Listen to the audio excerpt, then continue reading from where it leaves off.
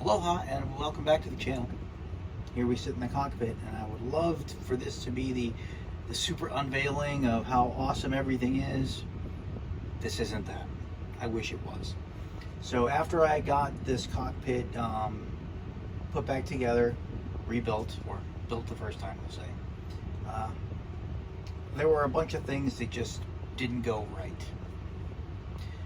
First and foremost were some things I thought should go right because they were before: my prop wash panels.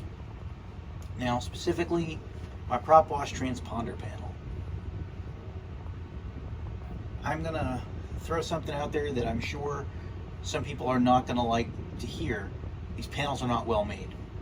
I've had differing opinions in the past, but I'm gonna tell you flat out, my now and forever opinion on those panels is they are not made well. On the back of them, the shield, the micro USB shield for the connector itself, is just wedged into the board. There's two little prongs that are press fit, not soldered in place, press fit. And inside are three very delicate small conductors.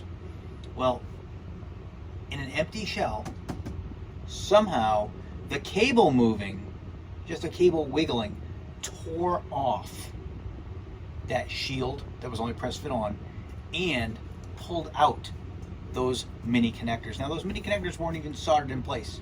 They pulled out, but they're so tiny that getting them back in is next to impossible. So you'll see here I tried. That's why you got the 888 on the transponder. I attempted to do it, and it's just not working. So I'm probably gonna have to build my own transponder panel, which I'm capable of. I can do it in Air Manager. I can do it in MobiFlight. I just didn't want to, but that's where I'm at. My other panels do work, but I'm not going to invest more money in anything from Prop Wash Sim. Just not going to do it. Can't say anything good about how those things are built. And then I've had two other negative impacts, or negative experiences, if you will, in this cockpit. One is with Avaition Training Foundation.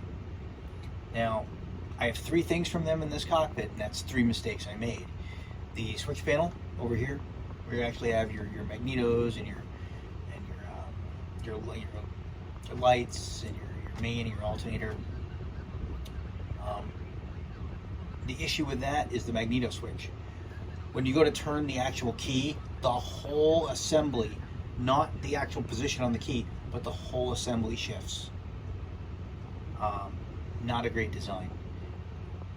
The flap switch, which is over here, it's down here, let me move it for you here, has an issue, and I'll tell you what that is. There's only two switches built into this, okay? So you'll notice here, when I shift my the indication actually goes one by one. Now, I built this indication, it's not from Avaition Training Foundation. Watch what happens when I go up just one position on my flaps. That's one flap position there. But we're moving up. We've gone all the way back to up. So one position on flaps causes your flaps to just fully retract. So if you wanted to go from full to 20, you couldn't do it in this cockpit. You would have to go up and then come back down.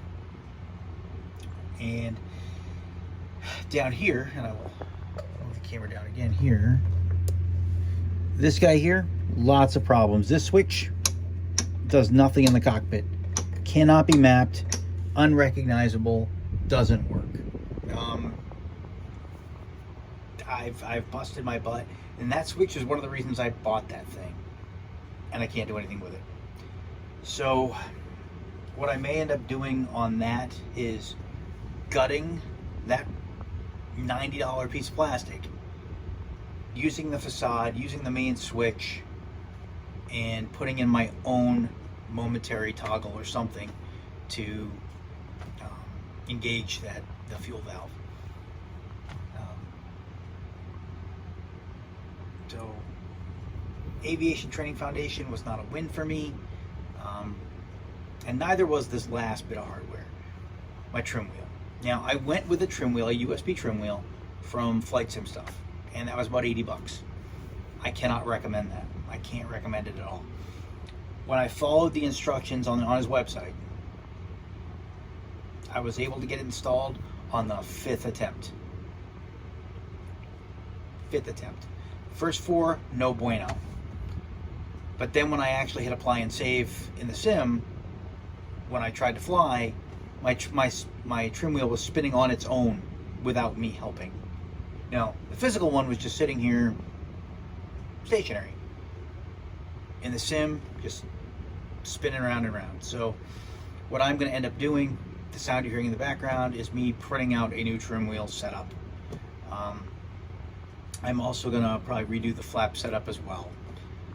So I'm hoping in the next couple days to get those done, and I'm also going to do a new transponder. Now the new transponder, I'm just going to print, and instead of having the buttons, I'm going to have knobs, and I'm going to make a flat face with a tray on the back so that I can put the Arduino directly in and just slide the whole thing in. That'll make it easier to mount. I won't have to worry about the Arduino on the outside, which is probably how I should have done all my other stuff. And using the trim wheel area as a kind of a base of operations, if you will. I'll have an Arduino Mega in there, and I'll have wiring for the flaps up here, and probably for the parking brake as well, because my parking brake doesn't like where it is right now, apparently. But that's a lot of negative. It's what I found out today as I was sitting here trying to get this thing up and running. It's now 9 o'clock at night, and I started on this at 8 in the morning, so I've been doing this for the better part of 13 hours. What I found out though is some other stuff worked really well. So over here, if you can see this, and you probably can't see it that well, let me move the camera with my amazing camera-like skills here. So this is just a 16:2 LCD in MobiFlight, but I was able to take the temperature on the outside, convert it to Fahrenheit, and put voltage up there as well. And my engine gauges down here all work, as well as, let me see if I can see, there's an LED in the back, so there is some illumination. If I go over here, you can see right here my my engine RPM on a gauge I made right there. And up here you can see my pedestal light. So not everything's negative, but unfortunately more was negative than I wanted to be negative, if that makes sense. So still a lot of troubleshooting to do. Can't really enjoy flying it yet, but it's mostly done. But I did want to throw this out there, and I really wanted to, I'm going to probably do full reviews where I actually pull these out to just show you what really broke on these things.